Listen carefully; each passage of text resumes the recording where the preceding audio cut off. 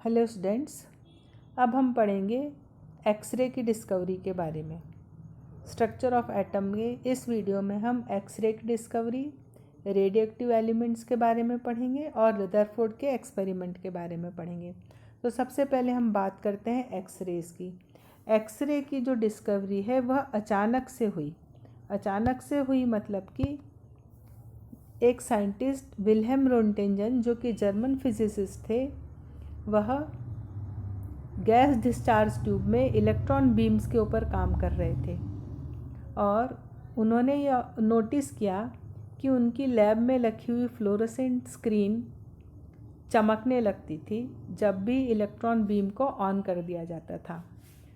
तो उन्होंने उस डिस्चार्ज ट्यूब को मोटे ब्लैक कलर के कार्डबोर्ड से कवर कर दिया और यह सोचा कि अब इसमें से किसी भी प्रकार का रेडिएशन बाहर नहीं निकलेगा। लेकिन जब उन्होंने ट्यूब के सामने हाथ रखा तो फ्लोरेसेंट स्क्रीन पर उनके हाथ की एक इमेज उभर आई, जो कि यहाँ पर दिए गए इमेज के समान दिखाई दे रही थी। अब रोंटेंजन को ये पता नहीं था कि ये कौन सी रेज़ हैं और इनको क्या कहना चाहिए, इसलिए उन्होंने उस समय उस रेज़ का नाम रखा एक्सरेज। एक्सरेज यानी समथिंग, कोई रेज़ जिसका उन्होंने नाम दे दिया एक्सरेज, और यही नाम उन रेज़ का आज तक चला आ रहा है। अब हम एक्सरेज की प्रॉपर्टीज़ पढ़ते हैं। तो एक्सरेज की जो वेवलेंथ है वह इलेक्ट्रोमैग्नेटिक स्पेक्ट्रम में काफ़ी शॉर्ट वेवलेंथ में आती हैं और they require high voltage to produce X ray. X ray produce करने के लिए हाई वोल्टेज की ज़रूरत होती है। They are use to capture the human skeleton defects. वो ह्यूमन स्केलेटन डिफेक्ट देखने के काम आती हैं। They travel in a straight line and do not carry an electric charge with them.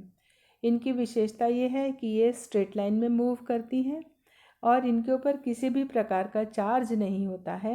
And these are capable of travelling in vacuum, और ये vacuum में भी आसानी से ट्रैवल कर लेती हैं। तो ये एक्सरेज की प्रॉपर्टीज़ थी। अब इसके बाद रेडियो एक्टिविटी की डिस्कवरी हम पढ़ते हैं। रेडियो एक्टिविटी की डिस्कवरी भी अचानक हुई थी। 1896 में हेनरी बेकरल ने यूरेनियम का एक सैंपल एक फोटोग्राफिक प्लेट में रख दिया था और उसको अपनी ड्रॉअर में रख दिया। अब जो उन्होंने कुछ दिन बाद उसको देखा तो उन्होंने देखा कि उस पीस की, यूरेनियम का जो पीस था उसकी आउटलाइन बन गई। तो जो फोटोग्राफिक प्लेट है वो तभी डेवलप होती है जब उसके ऊपर कोई रेडिएशन आए, और उस समय वहाँ पे रेडिएशन का कोई भी सोर्स नहीं था। तो उन्होंने ऐसा सोचा, उन्होंने ऐसी कल्पना की कि इस यूरेनियम में से कोई इनविजिबल रेज़ निकल रही हैं, कोई ऐसी रेज़ निकल रही हैं जो कि दिखाई नहीं देती हैं।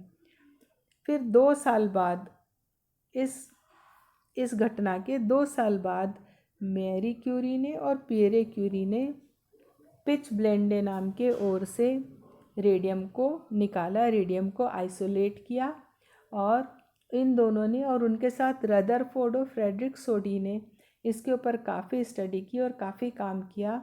और उन्होंने बताया कि कुछ सब्सटेंस ऐसे होते हैं जो अपने आप बिना किसी एक्टिवेशन के ऑन देयर ओन कुछ रेडिएशंस इमिट करते हैं।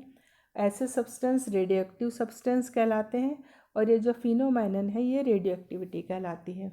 और जो रेडियो एक्टिविटी में जो रेज़ बाहर निकलती हैं उनमें अल्फ़ा, बीटा और गामा रेज़ निकलती हैं।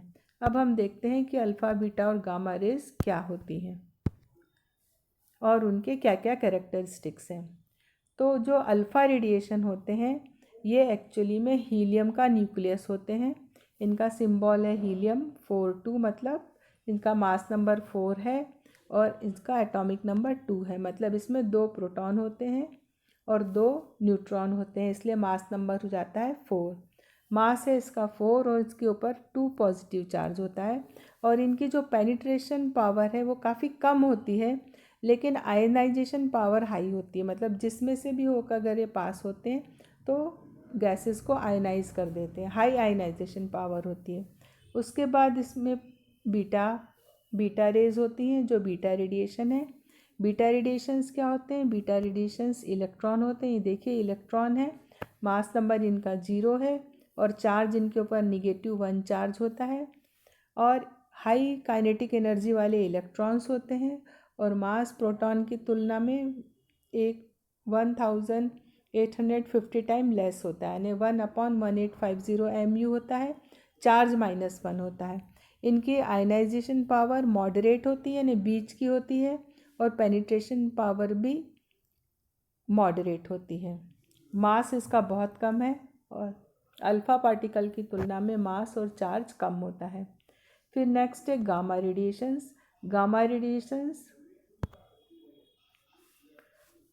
गामा रेडिएशंस का जो सिंबल है वो ये रहा। गामा रेडिएशन का सिंबल हाई फ्रिक्वेंसी के ये इलेक्ट्रोमैग्नेटिक रेडिएशन होते हैं। मास इसका 0 अज्यूम किया जाता है, चार्ज भी कुछ नहीं होता है। आयनाइजेशन पावर इनकी कम है लेकिन पेनिट्रेशन बहुत ज़्यादा होता है। सबसे ज़्यादा पेनिट्रेशन इनका होता है अल्फ़ा पार्टिकल से 100 टाइम्स बीटा का होता है और उससे 1000 टाइम्स होता है गामा रेज का पेनिट्रेशन। इसी प्रकार से एक्सरे का होता है। और जो न्यूट्रॉन है, न्यूट्रॉन जो पार्टिकल्स होते हैं उनकी फ्रीक्वेंसी हाई होती है और उनकी आयनाइजेशन पावर क्या होती है, वह लोएस्ट होती है। अब हम आगे देखते हैं रदरफोर्ड का एक्सपेरिमेंट। तो रदरफोर्ड ने एक फेमस एक्सपेरिमेंट किया जिसको रदरफोर्ड गोल्ड फॉइल एक्सपेरिमेंट बोलते हैं। इसमें उन्होंने एक बहुत पतली, वेरी थिन, बहुत ही पतली सोने की शीट ली और उस शीट का जो साइज़ था, उसकी जो मोटाई थी वो 100 नैनोमीटर की थी, यानी काफ़ी पतली शीट थी। अब ये जो डायग्राम आप देख रहे हैं, इसमें ये जो येलो कलर की शीट दिखाई दे रही है, यह येलो शीट गोल्ड की फॉइल की है। और उन्होंने एक अल्फ़ा पार्टिकल इमीटर लिया, मतलब एक रेडियो एक्टिव सब्सटेंस लिया जिसमें से कि अल्फ़ा पार्टिकल निकल रहे थे।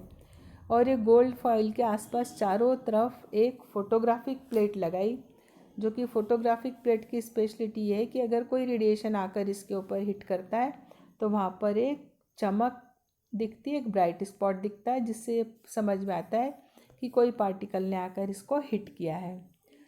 तो अब रदरफोर्ड ने जब इस गोल्ड फॉइल के ऊपर अल्फ़ा पार्टिकल्स की बौछार डाली, मतलब अल्फ़ा पार्टिकल को इसके ऊपर पास किया, तो अल्फ़ा पार्टिकल, तो अब उन्होंने क्या क्या देखा। अब उन्होंने ये देखा, उनके जो ऑब्जर्वेशंस थे वो हम देखते हैं कि क्या क्या ऑब्जर्वेशन थे। एक बार हम इस एक्सपेरिमेंट को फिर से देखते हैं। एक बहुत पतली, यानी 100 नैनोमीटर की गोल्ड मेटल की फॉइल ली रदरफोर्ड ने और उसके ऊपर अल्फ़ा पार्टिकल्स की बम्बार्डिंग करी। और इस गोल्ड फॉइल के चारों ओर ये जो सर्कुलर प्लेट देख रहे हो, डिटेक्टिंग स्क्रीन, यह फोटोग्राफिक प्लेट है। और इस फोटोग्राफिक प्लेट के ऊपर जो भी कोई पार्टिकल अगर टकराएंगे तो वहाँ पे, जहाँ भी वो टकराएंगे वहाँ पे ग्लो होगा। उस ग्लो से हम डिटेक्ट कर पाएंगे कि हाँ, कोई पार्टिकल यहाँ पर आके हिट करता है। तो जब अल्फ़ा पार्टिकल की बम्बार्डिंग हुई तो क्या हुआ वो हम देखते हैं। क्या क्या उन्होंने ऑब्ज़र्व किया। उन्होंने ये किया कि जो most of the alpha particles हैं वो गोल्ड शीट में से पास होके बाहर चले गए, मतलब जैसे निकले थे वैसे के वैसे स्ट्रेट बाहर चले गए। उसके बाद उन्होंने ये देखा some of the alpha particle were deflected by the gold sheet by very small angle. कुछ जो अल्फ़ा पार्टिकल थे अपने रास्ते से थोड़ा सा डिफ्लेक्ट हो गए, मतलब मुड़ गए। ज़्यादा करके सीधे निकल गए, लेकिन कुछ पार्टिकल अपने रास्ते से थोड़ा सा डिफ्लेक्ट हो गए, छोटे से कोण से, छोटे से एंगल से मुड़ गए।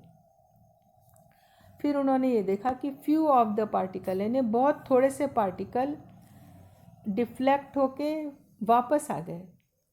बहुत ही फ्यू, मतलब 20,000 में से लगभग एक पार्टिकल ऐसा था जो बाउंस बैक हो गया। जैसे हम दीवार पर अगर गेंद मारते हैं तो वो टकरा के वापस हमारी तरफ आ जाती है, उसी प्रकार से कुछ एक पार्टिकल, 20,000 में से कोई एक पार्टिकल टकरा करके वापस आ गया। तो ये जो ऑब्जर्वेशन थे बहुत इम्पॉर्टेंट ऑब्जर्वेशन थे। और इन ऑब्जर्वेशन के आधार पर रदरफोर्ड ने क्या क्या कंक्लूजन निकाला।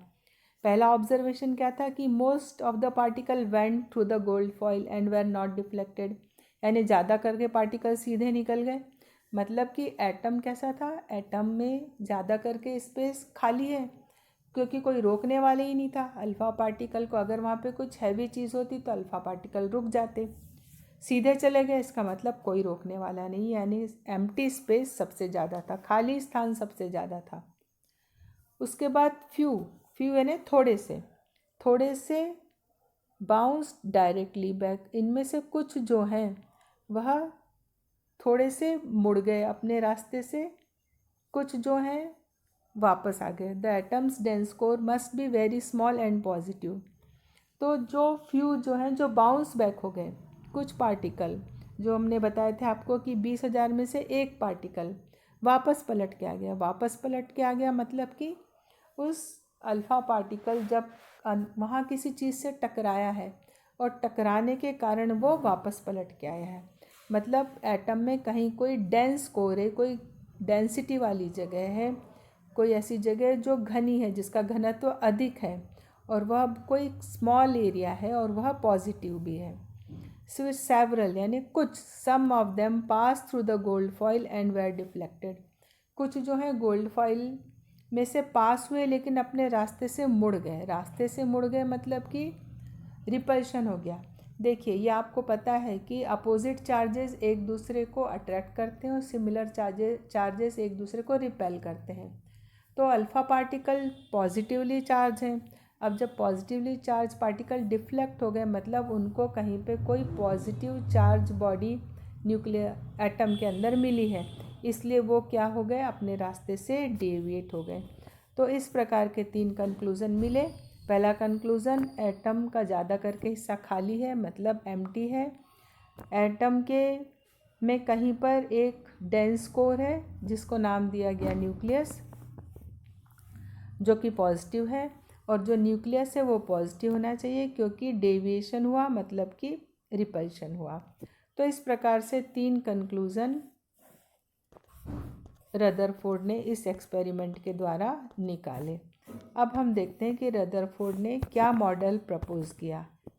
Rutherford's atomic model. रदरफोर्ड ने ये एटॉमिक मॉडल दिया कि the positively charge particle and most of the mass of an atom were concentrated in an extremely small volume. He called this region of the atom as a nucleus. उसने ये बताया कि जो alpha particle जो atom है उसका ज़्यादा करके जो मास है और जो पॉजिटिव चार्ज है वो बहुत ही छोटे से हिस्से में कंसनट्रेटेड है, और उस जगह को उन्होंने नाम दिया न्यूक्लियस। क्या नाम दिया? न्यूक्लियस। और उन्होंने ये बताया कि जो इलेक्ट्रॉन है वह न्यूक्लियस के चारों ओर होते हैं और चारों ओर वो घूमते रहते हैं इन वेरी हाई स्पीड, बहुत हाई स्पीड में, सर्कुलर पाथ में, सर्कुलर ऑर्बिट्स में, जिस पाथ को नाम उन्होंने दिया ऑर्बिट। तो सर्कुलर पाथ में बहुत तेज़ी से इलेक्ट्रॉन रिवॉल्व करते रहते हैं और इलेक्ट्रॉन पे निगेटिवली चार्ज है और न्यूक्लियस डेंस है, मतलब घना है, और उसमें पॉजिटिव चार्ज पूरा कंसनट्रेटेड है। इसलिए इलेक्ट्रॉन और प्रोटॉन में इलेक्ट्रोस्टैटिक फोर्स ऑफ अट्रैक्शन के कारण वो एक साथ बने रहते हैं। तो रदरफोर्ड का एटॉमिक मॉडल क्या हुआ कि एटम में बीच में न्यूक्लियस होता है जिसमें पॉजिटिव चार्ज है और उसका मास न्यूक्लियस में कंसनट्रेटेड है। उसके चारों तरफ सर्कुलर पाथ यानी कि ऑर्बिट्स में इलेक्ट्रॉन रिवॉल्व करते रहते हैं हाई स्पीड पर। ये रदरफोर्ड ने एटम का मॉडल दिया और एटम की साइज़ जो है करीब 10⁻⁻10 मीटर है, जबकि न्यूक्लियस की साइज़ 10⁻⁻15 मीटर है। मतलब कि एटम के साइज़ की तुलना में बहुत ही छोटा साइज़ है। जैसे कि अगर हम न्यूक्लियस को अगर हम एक क्रिकेट बॉल समझें तो क्रिकेट बॉल के आसपास 5 किलोमीटर का जो घेरा है वह एटम का साइज़ होगा। मतलब बहुत ही छोटा होता है न्यूक्लियस पूरे एटम की तुलना में। तो इस प्रकार से यह रदरफोर्ड का एटॉमिक मॉडल हमारे सामने आया। अब जो रदरफोर्ड का एटॉमिक मॉडल है उसकी हम फेल्योर देखते हैं, कमियां देखते हैं। जो रदरफोर्ड का एटॉमिक मॉडल है वो मैक्सवेल की थ्योरी के अनुकूल नहीं था। मतलब कि यह एटम की स्टेबिलिटी को एक्सप्लेन नहीं कर पाता। एटम की स्टेबिलिटी को इसलिए नहीं एक्सप्लेन कर पाता है कि मैक्सवेल के अनुसार अगर कोई चार्ज बॉडी मूवमेंट में है और सर्कुलर पाथ में अगर वो घूम रही है तो वह एक्सीलरेशन में आ जाती है, इट अंडरगोज अंडर एक्सीलरेशन। और जो एक्सीलरेटेड चार्ज बॉडी है तो वह अपने फास्ट मूवमेंट के दौरान कंटिन्यूसली अपना चार्ज इमिट करती है, उसमें से रेडिएशन निकलता जाता है और धीरे धीरे लॉस ऑफ चार्ज के कारण अल्टीमेटली ऐसा पल आता है जबकि उसमें से पूरा चार्ज ख़त्म हो जाता है।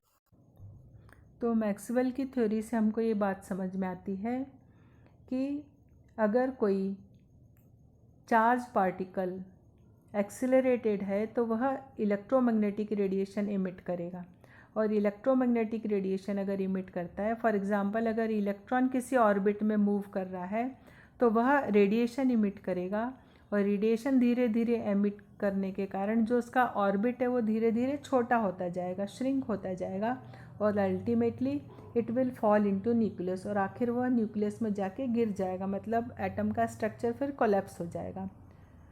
तो कैलकुलेशन से पता चलता है कि एक सेकंड का 10⁻⁸ फ्रैक्शन हिस्से में ही इलेक्ट्रॉन जो है वह जाके न्यूक्लियस में मर्ज हो जाएगा, तो एटम का स्ट्रक्चर कोलैप्स हो गया। मतलब कि जो ऑर्बिट में इलेक्ट्रॉन रिवॉल्व करने की थ्योरी रदरफोर्ड ने दी, ये स्टेबिलिटी को एक्सप्लेन नहीं कर पाती है। अगर हम ऐसा सोचें कि इलेक्ट्रॉन रिवॉल्व ही नहीं करते तब भी इसकी स्टेबिलिटी हम एक्सप्लेन नहीं कर सकते, क्योंकि उसमें भी जो फोर्स ऑफ अट्रैक्शन है इलेक्ट्रॉन और प्रोटॉन का, स्टेशनरी इलेक्ट्रॉन का, उसके कारण भी इलेक्ट्रॉन जो है वो जाके न्यूक्लियस में मर्ज हो जाएंगे और ऑलमोस्ट थॉमसन के मॉडल से का जो मॉडल था एटम का, उस टाइप का स्ट्रक्चर एटम का हो जाएगा। दूसरा ड्रॉबैक रदरफोर्ड मॉडल का ये था कि did not say about the arrangement of electron in an atom. Rutherford ने इलेक्ट्रॉन की क्या एटम में इलेक्ट्रॉन कैसे व्यवस्थित रहते हैं, उनके अरेंजमेंट क्या है, इसके बारे में कुछ भी नहीं बताया।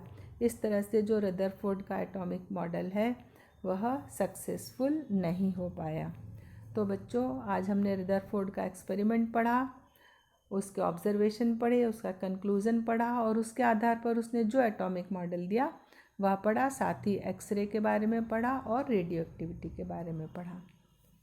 Thank you.